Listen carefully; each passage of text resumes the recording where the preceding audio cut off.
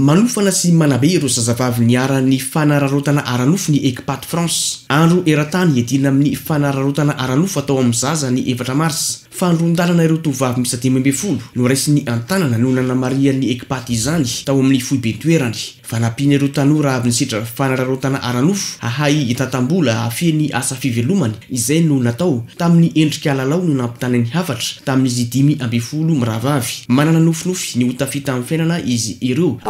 Etaetako aloha zao mbola eo andalana efa misy tetika zay nataon'ny Ekipaty ny Antsoavy teny amin'ny Fokotany izy namety olo tanana anay dia amin'izao efa miroborobo ny azako.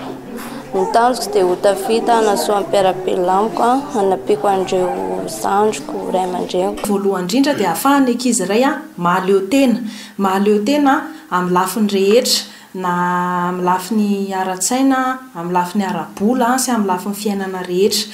Dia tao anatin'izay namenay ho an'ny ankizy izay raisinay ao ambany activité izay ataonay ao ambany eo zao dia misy an'ilay resaka momba ny fitantanana. Dia izay zany tena ataonay hoe ahoana fomba mora kokoa amin'ny fandrindrana ny vola miditra sy ny vola mivoaka sy fampiasana ny fanodinana le vola izay eo ampelantanandry zareo. Ahoana fomba atao mba ahafahana manangom-bola mametraka ekônômia zany. Dia izay zany tena ataonay ho an'ny androany.